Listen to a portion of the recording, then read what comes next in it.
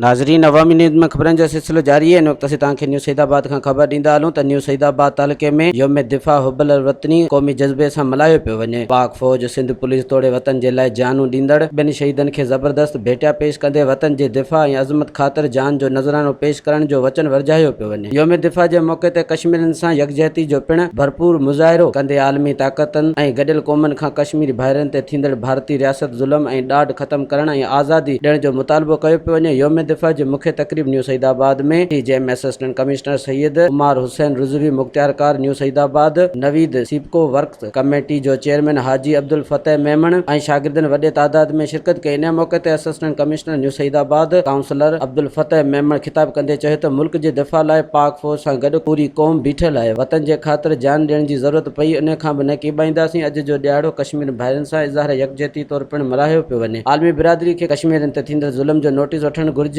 जीअण ऐं आज़ादी जो बुनियादी हक़ ॾिनो वञे। वधीक ख़बरनि ऐं तफ़सील जे लाइ विज़िट कयो असांजी वेबसाइट awamiNewsHD.com ऐं ॾिसंदा रहो अवामी न्यूज़ HD।